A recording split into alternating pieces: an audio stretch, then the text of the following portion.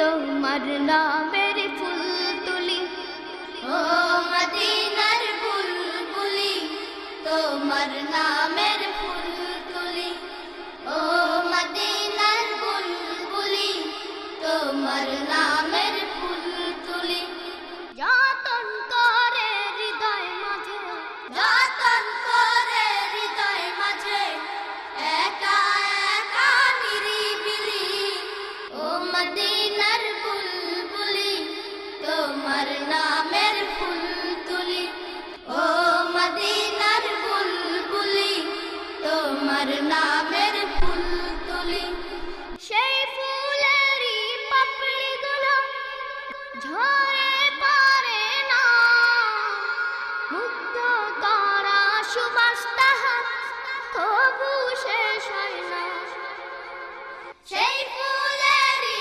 পাপড়িগুলো ঝরে পড়ে না মুগ্ধ করা সুবাস তাহার তবু শেষ হয় না সেই ফুলেরই পাপড়িগুলো ঝরে পড়ে না মুগ্ধ করা সুবাস তাহার তবু শেষ হয় না সেই সুবাসে ব্যাকুল হয়ে সেই সুবাসে ব্যাকুল হয়ে গাই তোমারি গীতালি ও মদিনার বুলবুলি তোমার নামের ফুল তুলি ও মদিনার বুলবুলি তোমার নামের ফুল তুলি যতন করে হৃদয় মাঝে যতন করে হৃদয় মাঝে একা একা নিরিবিলি ও মদিনার বুলবুলি তোমার আলহামদুলিল্লাহি নাহমাদুহু ওয়া নাস্তাঈনুহু ওয়া নাস্তাগফিরুহু ওয়া নু'মিনু বিহি ওয়া নাতাওয়াক্কালু আলাইহি ওয়া নাউযু বিল্লাহি মিন শুরুরি আনফুসিনা ওয়া মিন সাইয়্যাতি আ'মালিনা মান ইয়াহদিহিল্লাহু ফালা মুদিল্লা লাহু ওয়া মান ইদ্লিলহু ফালা হাদিয়া লাহু ওয়া আশহাদু আন লা ইলাহা ইল্লাল্লাহু ওয়াহদাহু লা শারীকা লাহু ونشهد أن محمدا عبده ورسوله الذي أرسله بالحق بشيرا ونذيرا وداعيا إلى الله بإذنه وسراجا منيرا فقد قال الله تعالى في كلامه المجيد وفي الفرقان الحميد সবাই আমার সঙ্গে পড়েন আউযু বিল্লাহি মিনাশ শাইতানির রাজীম বিসমিল্লাহির রাহমানির রাহিম আলিফ লাম মিম যালিকাল কিতাবু লা রাইবা ফীহি হুদাল লিল মুত্তাকিন। আলহামদুলিল্লাহ, সমস্ত প্রশংসা ওই মহান আল্লাহ রাব্বুল আলামিনের জন্য, যেই মহান আল্লাহ রাব্বুল আলামিন আমাদেরকে এখানে এসে বসার তৌফিক দিয়েছেন। সেই মহান আল্লাহ রাব্বুল আলামিনের দরবারে, মাবুদের দরবারে আমরা প্রাণ থেকে হৃদয় উজাড় করে মহব্বতের সাথে, বিনয়ের সাথে একটু জোরে সুরে বলে নেই আলহামদুলিল্লাহ। আরেকটু জোরে বলি আলহামদুলিল্লাহ। আলহামদুলিল্লাহ, এটা আমাদের শুকরিয়া প্রকাশ করার তিনটা জায়গা আছে। একটা হলো মুখ দ্বারা, আল্লাহ পাকের নবী বলেছেন আব্দুল যিকরি লা ইলাহা ইল্লাল্লাহ আব্দুল দুআই আলহামদুলিল্লাহ। তার মানে উত্তম জিকির হলো লা ইলাহা ইল্লাল্লাহ এবং উত্তম দোয়া হলো আলহামদুলিল্লাহ। এবং দ্বিতীয়ত যেটা হলো সেটা হলো আমাদের শারীরিক ভাবে শরীর দ্বারা নামাজের মাধ্যমে আল্লাহ শুকরিয়া আদায় করা যায়। কেমনে সেটা? বিশ্বনবী সাল্লাল্লাহু আলাইহি ওয়াসাল্লাম নামাজ পড়তেন, রাত অনেক রাতে নামাজ পড়তেন, পা তার ফুলে যেত, অনেক লম্বা করতেন, দাঁড়ায় থাকতেন, এই কারণে তার পা খুলে যেত। রাসূল সাহাবারা জিজ্ঞাসা করতেন যে হে রাসূলুল্লাহ সাল্লাল্লাহু আলাইহি ওয়াসাল্লাম, আপনি এত লম্বা নামাজ কেন পড়েন? রাসূলুল্লাহ সাল্লাল্লাহু আলাইহি ওয়াসাল্লাম জবাবে বলতেন, শোনো শোনো সাহাবারা, আমি কেন এত লম্বা নামাজ পড়ি, আমি কি তোমরা কি চাও না? আমি কি যারা কৃতজ্ঞতা প্রকাশ করে তাদের মধ্যে শামিল হয়ে যায়, এটা কি তোমরা চাও না? তোমরা কি এটা চাও না? আমি কৃতজ্ঞতা যারা শুকরিয়া আদায় করে তাদের মধ্যে শামিল হয়ে যায়, এটা কি তোমরা চাও না? আর তৃতীয় যেটা হলো সেটা হলো আমাদের অন্তর দ্বারা। আল্লাহ পাক বলেছেন ইন শাকারতুম লাযিদান্নাকুম ওয়া লা ইন কাফারতুম ইন্না আযাবি লাশাদীদ। আল্লাহু আকবার। আল্লাহ পাক বলেছেন যে হে বান্দারা, তোমরা আমার শুকরিয়া আদায় করো, আমার নিয়ামতের শুকরিয়া আদায় করো, তাহলে আমি তোমাদের নিয়ামত আরো বাড়িয়ে দেব।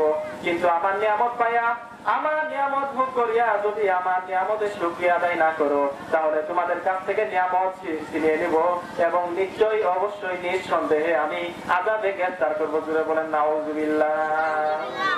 তার মানে বোঝা গেল শুকর অন্তর দ্বারাও করা যায়। ওমান কাফারা ফাইন্নাল্লাহা গনিয়্যুন হামিদ। লুকমান আলাইহিস সালাম ওয়ালাকাদ আতাইনা লুকমানাল হিকমা। আল্লাহ রাব্বুল আলামিন লুকমানকে অনেক হিকমত দিয়েছিলেন, অনেক জ্ঞান দিয়েছিলেন। এর বিপরীতে আল্লাহ পাক দিয়েছিলেন ওয়া মান ইয়াশকুরু ফাইন্নামা ইয়াশকুরু লিনাফসিহি। হে লুকমান, তুমি কি করো? আমার শুকরিয়া আদায় করো, এবং যে ব্যক্তি আমার শুকরিয়া আদায় করে সে নিজের জীবনের কল্যাণের জন্যই করে। জোরে বলেন সুবহানাল্লাহ। মান কাফারা ফাইন্নাল্লাহা গনিয়্যুন হামিদ। আর যে ব্যক্তি আমার অস্বীকার করে, আমার সাথে কুফরি করে, সেটা নিজের জীবনের জন্যই অকল্যাণ ডেকে আনে। এবং দ্বিতীয়ত যেটা হলো ফাইন্নাল্লাহা গনিয়্যুন হামিদ, আল্লাহ তাআলা অনেক ধনী ও মুখাপেক্ষী প্রশংসিত তিনি। বরং তোমার মতো একজন সলিমতি করিমতি আল্লাহ শুকরিয়া না আদায় করলেও কি হবে? আল্লাহ শুকরিয়া, সবাই আল্লাহকে সিজদা করে, এই পৃথিবীতে যত জীব আছে সব আল্লাহকে সিজদা করে, তো সবাই সিজদা করে, কিন্তু মানুষ শুধু আল্লাহর অবাধ্য হতে চায়। তুমি কি পারবে ওই আল্লাহর অবাধ্য হয়ে এই আকাশ এবং জমিন থেকে ছেড়ে যেতে? না, এই আকাশ এবং জমিনের মধ্যে আসতে হবে, আল্লাহর বাতাস তোমাকে নিতে হবে। এক ফোঁটা পানির হিসাব যদি আল্লাহ পাক চায়, পৃথিবীর পুরো মানুষ এক ফোঁটা পানির হিসাব দিতে পারবে না। সুম্মা লাতুসআলুন্না ইয়াওমাইযিন আনিন নাঈম। কিয়ামতের দিন নিয়ামতের হিসাব নেওয়া হবে। যে সকল নিয়ামত আল্লাহ পাক দিয়েছেন এর হিসাব নেওয়া হবে। আমার প্রিয় বন্ধুগণ, সবচেয়ে বড় নিয়ামত আমাদের শরীরের মধ্যে অনেক আছে, চোখ আছে, নাক আছে, দাঁত আছে। কিন্তু মানুষ বলে বাঙালি দাঁত থাকতে দাঁতের মর্যাদা বুঝে না। এই দাঁত এখন ভালো আছে, কিন্তু যখন দাঁত নষ্ট হয়ে যায় তখন দাঁতের মর্যাদা বোঝা যায়। আল্লাহ রাব্বুল আলামিন আমাদের এই সুস্থ দেহ দিয়েছেন, তার বিপরীতে আমাদের তিনটা এক হলো অন্তর দ্বারা, মুখ দ্বারা, অন্তর দ্বারা, শরীর দ্বারা। ওই আল্লাহ রাব্বুল আলামিনের প্রশংসা করতে হবে। কার প্রশংসা করতে হবে? আরেকটি নিয়ামত হলো কোরআন। এটা মানব জাতির জন্য একটা নিয়ামত। কি কোরআন? যে মাসে নাযিল হলো সেই মাসটার নাম কি? রমজান মাস। শাহরুর রমাদান আল্লাযী উনজিলা ফীহিল কুরআন। রমজান মাসে এই কোরআন নাযিল হয়েছে। সেই মাসটা এতই সম্মানিত হয়ে গেল, সব মাসের চেয়ে সম্মানিত মাস রমজান। সুবহানাল্লাহ বলেন। এই রাতে নাযিল হলো, সেই রাতের নাম কি? লাইলাতুল কদর। আল্লাহ পাক বলেছেন যে এই লাইলাতুল কদরে এক রাত ইবাদত করলে হাজার রাতের ইবাদতের চেয়ে উত্তম। জোরে বলেন সুবহানাল্লাহ। কেমন ইবাদত সেটা? ওই রাতটা কেমন? আলফিসা, হাজার হাজার রাতের ইবাদতের চেয়ে উত্তম। সুবহানাল্লাহ বলবেন না? এই কোরআন যার উপর নাযিল হলেন তিনি সর্বশ্রেষ্ঠ মানুষ। কে? বিশ্বনবী সাল্লাল্লাহু আলাইহি ওয়াসাল্লাম। তাহলে বলেন এই কোরআন এমন পাওয়ারফুল কোরআন, যেখানে যায় সেখানে সম্মানিত হয়। এই কোরআন যেখানে পড়ে তারাও সম্মানিত। ওইরকম মান তাআল্লামাল কুরআন ওয়া আল্লামা। রাসূল সাল্লাল্লাহু আলাইহি ওয়াসাল্লাম বলেছেন তোমাদের মধ্যে তারাই উত্তম যারা নিজে কোরআন শিক্ষা করে এবং অপরকে শিক্ষা দেয়। জোরে বলেন সুবহানাল্লাহ। এই কোরআনে এমন মর্যাদা, প্রত্যেক বইয়ের লেখক, রাইটার, তারা প্রথমে এই বইয়ের শেষে লিখে দেই এই বইয়ের মধ্যে ভুল ত্রুটি হতে পারে, ভুল ত্রুটি হলে আমাকে জানাবেন, পরবর্তী সংশোধনে আমরা সংশোধন করার চেষ্টা করব। কিন্তু এই কোরআনের কথা যিনি, এই কোরআনের লেখক যিনি, তিনি প্রথমেই বলে দিলেন, প্রথম শুরু করলেন নিজের প্রশংসা দ্বারা, জোরে বলেন সুবহানাল্লাহ। কি দিয়ে শুরু করলেন? আলহামদুলিল্লাহি রাব্বিল আলামিন। সবাই বলেন আলহামদুলিল্লাহি রাব্বিল আলামিন। সমস্ত প্রশংসা ওই আল্লাহ রাব্বুল আলামিনের, যিনি সারা জাহানের রব। জোরে বলেন সুবহানাল্লাহ। কার জন্য? ওই আল্লাহর জন্য, যিনি এই বিশ্ব জগতের রব। আমার আল্লাহ তাআলা সবকিছু সৃষ্টি করেছেন, সবকিছু তার সেজদা করে, কিন্তু আমরা চিন্তা করি না। আল্লাহ পাক বলেছেন কি? আল্লাযীনা ইয়াযকুরুনাল্লাহা কিয়ামান ওয়া qu'udan ওয়া আলা জুনুবিহিম ইয়াতাফাক্কারুনা ফী খালকিস সামাওয়াতি ওয়াল আরদ। আল্লাহ পাক বলেছেন আল্লাযীনা ইয়াযকুরুনাল্লাহ, যারা আমার স্মরণ করে, তারা সর্বাবস্থায়, বসা অবস্থায়, সর্বাবস্থায় ওই আল্লাহ রাব্বুল আলামিনের স্মরণ করে। জোরে বলেন সুবহানাল্লাহ। তারা আকাশ এবং জমিনের মাঝখানে যা কিছু আছে সবকিছু নিয়ে তারা চিন্তা করে। আমার প্রিয় বন্ধুগণ, কি চিন্তা করে একটু শুনে যান। সেই চিন্তাটা হলো এই যে দেখুন, কলাটা হলো আল্লাহ পাকের সৃষ্টি মানুষের জন্য। মানুষ হলো আল্লাহ পাকের শ্রেষ্ঠ মেহমান। আমার প্রিয় বন্ধুগণ, এই কলার উপর আল্লাহ পাক প্যাকেট করে দিলেন, আর ওই যে দেখেন আম দিলেন প্যাকেট করে, তারপরে যত কমলা দিলেন প্যাকেট করে, সব কিছু দিলেন প্যাকেট করে। শ্রেষ্ঠ মেহমান আল্লাহ পাক কলা দিলেন প্যাকেট করে, এরপরে যেই জিনিস দিলেন আমাদের সামনে প্যাকেট করে, মূল্যবান জিনিসগুলো দিলেন প্যাকেট করে, যাতে আমার বান্দারা আমার এগুলো খায়, আমার দেয়া নিয়ামত যেন তারা ভক্ষণ করে, আর যেন বলে সুবহানাল্লাহ, আলহামদুলিল্লাহ। আপনি দেখেন আমরা কাঁঠাল খাই, কাঁঠাল খাওয়ার পরে যে টুকরের খোসাটা আমরা ফেলে দেই, মাঝখানের কোয়া যেটা বলি মূল্যবান জিনিসগুলো খাই, আম খাই, মূল্যবান জিনিসগুলো খাই, মাঝখানে আটিটা আমরা ফেলে দেই। এরপরে আমরা দেখেন গরুর মাংস খাই, খাসির মাংস খাই, গরুর মাংস খাই। এরপরে যে সকল প্রাণীর আল্লাহ রাব্বুল আলামিন আমাদের জন্য হালাল করেছেন সেগুলোর মাংস খাই। মাংস খাওয়ার পর আমরা দেখি হাড় গুলো ফেলে দেই, আর হাড় গুলো খাই কুকুরে। মাছ খাই, মাছ খাওয়ার পরে মূল্যবান জিনিসগুলো খাই, কাঁটা গুলো আমরা দেই বিড়াল দেই। কিন্তু আমরা উৎকৃষ্ট জিনিসগুলো খাই, আর যেগুলো নিকৃষ্ট সেগুলো খাই প্রাণীগুলো, বিভিন্ন প্রাণী, বিড়াল খাই, ছাগল খাই, ব্যাঙ খাই, এরা খাই। আমার প্রিয় বন্ধুগণ, আমরা হলাম সৃষ্টির শ্রেষ্ঠ জীব। সেই হিসেবে আমাদের আল্লাহর শুকরিয়া আদায় করা দরকার, বেশি বেশি নামাজ পড়া দরকার। আমরা আশ্চর্য কোন জিনিস দেখেছি, পড়া দরকার সুবহানাল্লাহ। খুশির সংবাদ এসেছে, পড়া দরকার আলহামদুলিল্লাহ। এরকম ভাবে আমাদের প্রশংসা করা দরকার। ওই যে বলতেছিলাম, কোরআনের মধ্যে কোনো ভুল নাই। আর আল্লাহ রাব্বুল আলামিন তারপরে বলে দিলেন যালিকাল কিতাব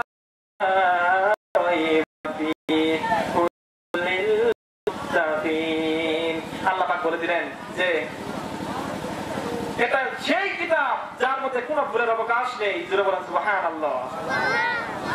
সেই কিতাব হুদাল লিল মুত্তাকিন, এটা মুত্তাকিনদের জন্য হলো হেদায়েত,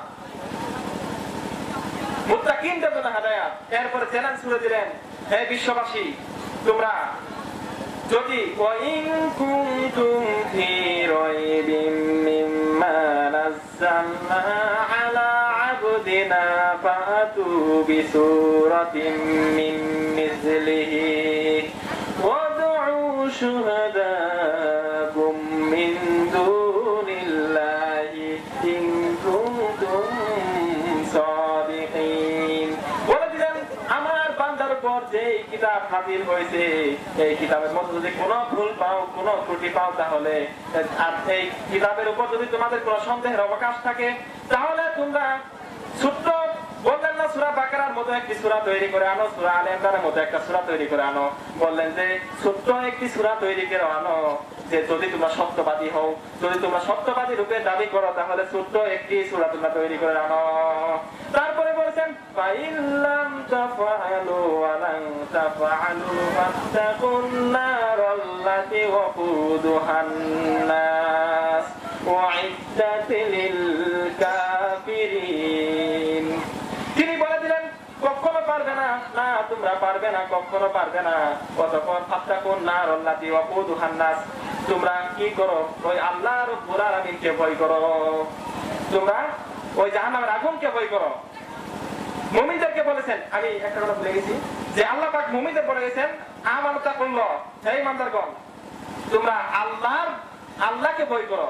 আর আমাদের দেশে এক বক্তারা বলে কি, তো বাবারা কান্দো কান্দো, জাহান্নামের আগুন কত কঠিন। আর কাফেরদের বলেছেন ফাত্তাকুন নার, তোমরা ওই জাহান্নামের আগুনকে ভয় করো। কাফেরদের বলেছেন জাহান্নামের আগুনকে ভয় করতে, আর আল্লাহ পাক বলেছেন মুমিনদেরকে আমানু তাকুল্লাহ, তোমরা ভয় করো ওই আল্লাহ রাব্বুল আলামিনকে। কাফেরদের বলেছেন তোমরা ওই আগুনকে ভয় করো যার ইন্ধন হবে মানুষ আর পাথর। এমন আগুন তোমরা সহ্য করতে পারবে না। কাফেরদের এই ভয় দেখাইছেন। আর মুমিনরা তো আল্লাহকেই ভয় পায়, আল্লাহকে ভয় পায়, তারা নামাজে যায়, তারা সব জায়গায় আল্লাহকে ভয় করে আল্লাহকে সামনে রেখে তারা মনে করে প্রত্যেকটা ইবাদত করার সময় যে আল্লাহ আমাকে দেখতেছেন। এতটুকু যদি না মনে করে, তবে এতটুকু মনে করতে পারে যে আমি আল্লাহকে দেখতেছি, আমি তো অবশ্যই আল্লাহকে দেখতেছি। আমাদের মধ্যে ইহসান, আমাদের নামাজের মধ্যে আছে, এই জিনিসটা নাই, যে ইহসান জিনিসটা নাই, খুশি এবং খুদু বিনীত অবস্থা নাই। আমরা দেখতে পাই যে আজকে নামাজের মধ্যে বিভিন্ন মানুষ বিভিন্ন চিন্তা নিয়ে থাকে, নামাজের মধ্যে এই দিক যায় ওই দিক তাকায়। আমি বিশেষ অতিথির আসন গ্রহণ করার জন্য বিশেষভাবে অনুরোধ জানাচ্ছি আলহাজ মোহাম্মদ মজনু ফকির। আলহাজ মোহাম্মদ মজনু ফকিরকে বিশেষ অতিথির আসন গ্রহণ করার জন্য বিশেষভাবে অনুরোধ করছি,